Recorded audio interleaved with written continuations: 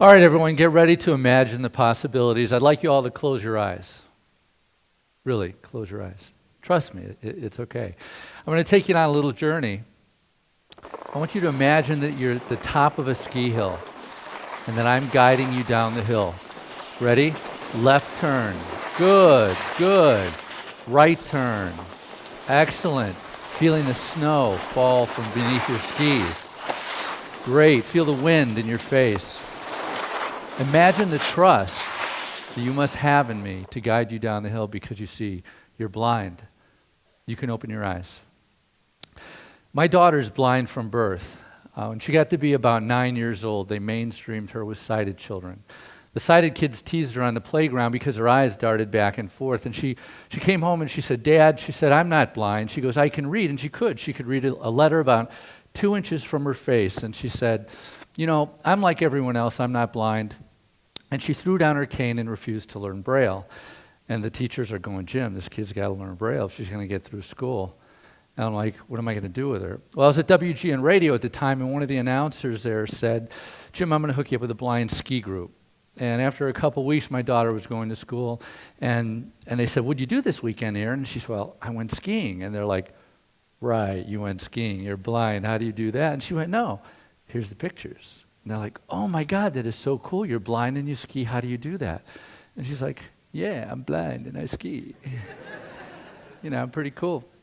Immediately, I saw the confidence, independence, and self-esteem come to my daughter, and it was really the skiing that did it. It created a paradigm shift in her life. Now, it wasn't Aaron the blind kid anymore. It was Aaron the skier. She felt she could go on and challenge things that she had never done before. So she went on and excelled in grade school, middle school, high school, won awards, got scholarships, and I blame it all on the skiing. But really impressed me was, though, when I was at GN, some of my friends said, Jim, you know, I was always afraid to take on this challenge of my life until I saw your blind daughter skiing. And they said, you know what, if she can ski and she's blind, you know, I can do this. And I said, wow, that's really powerful. I go, look at the ripple effect. Here's a little blind girl, right, who's skiing, and she's affected this guy who really kind of hardly even knows her.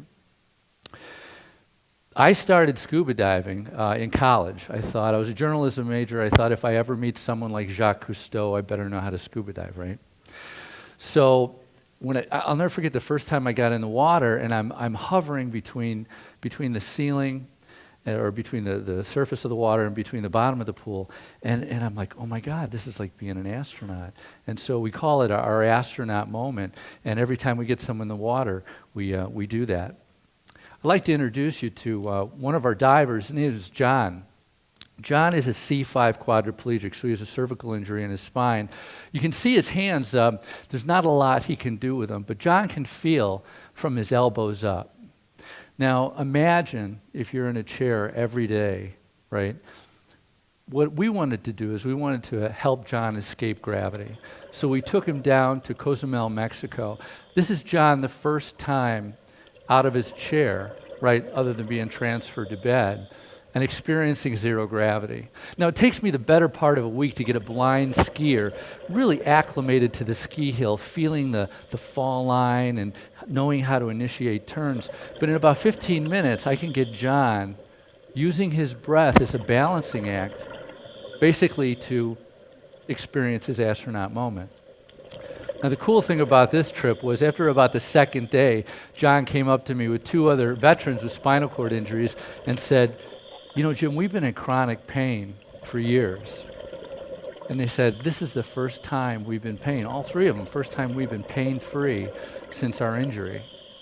And if that had been the first time someone said that to me, I'd have said, oh my God, that's incredible.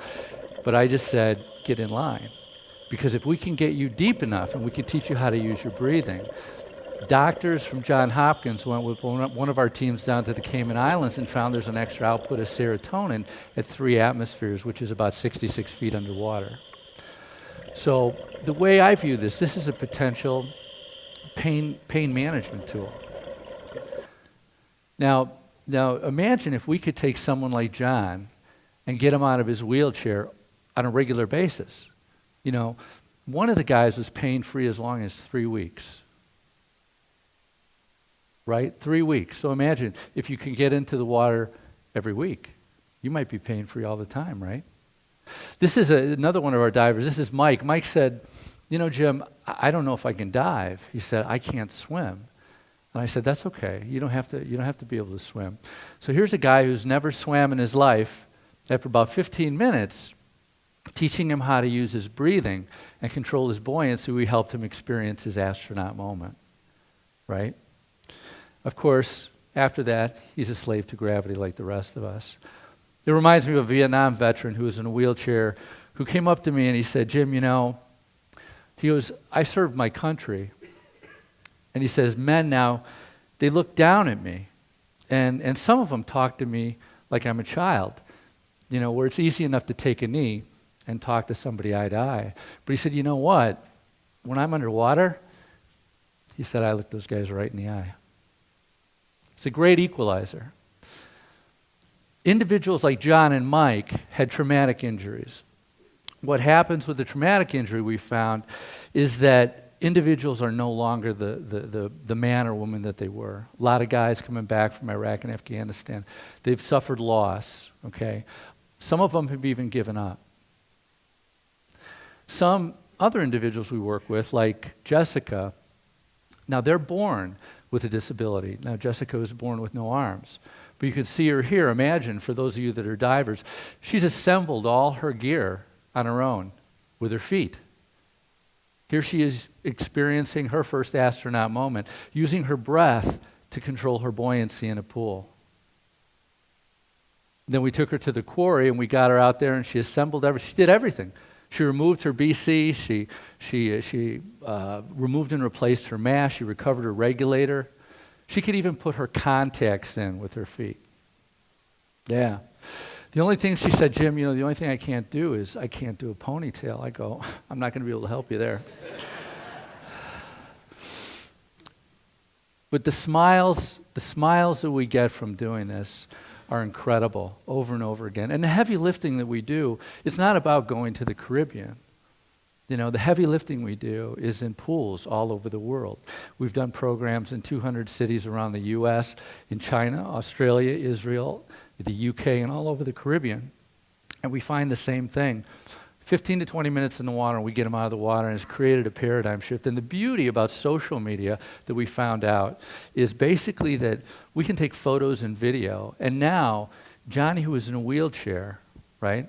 Now Johnny's a scuba diver. And if Johnny never gets in the water again, he's got that identity change. He looks at himself differently and takes on other challenges in his life. And other people look at him differently. He rolls into a party or a family function. They say, what'd you do this weekend, John? Oh, I was scuba diving. Right. You have a traumatic brain injury, you have no legs, and you're blind. And he goes, yeah, check out my Facebook page, right?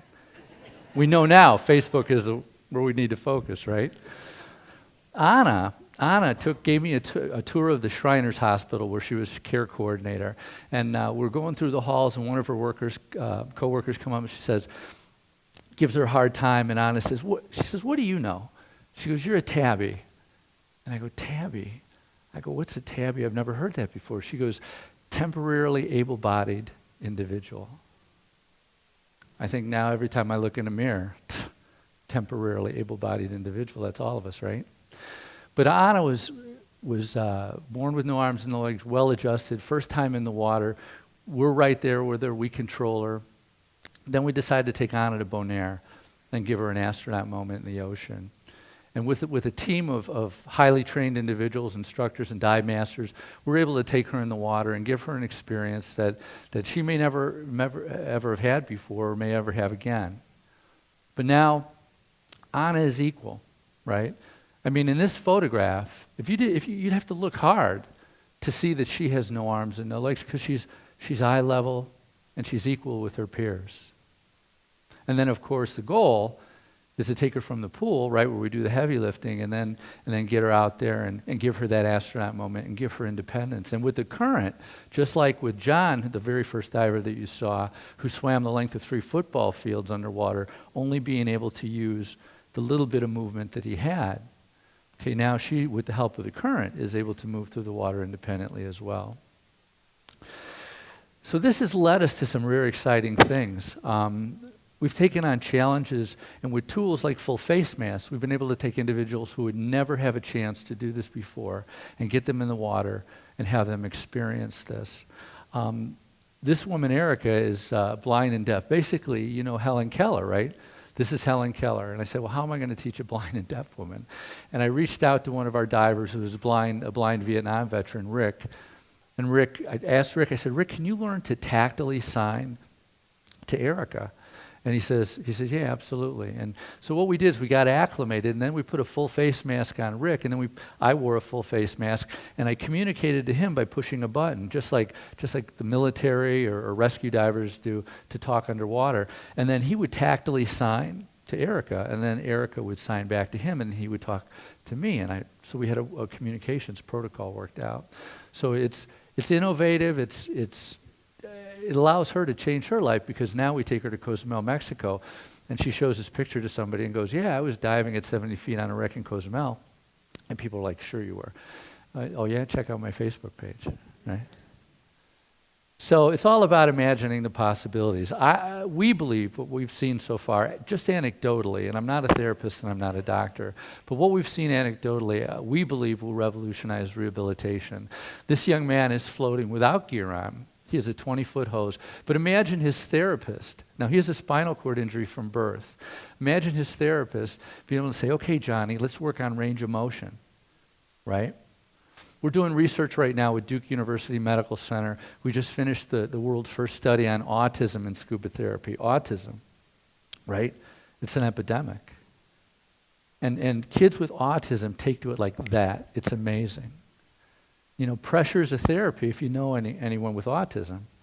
All right, they wear pressure vests, they have weighted blankets. Well, diving is inherently, the pressure increases as you go down.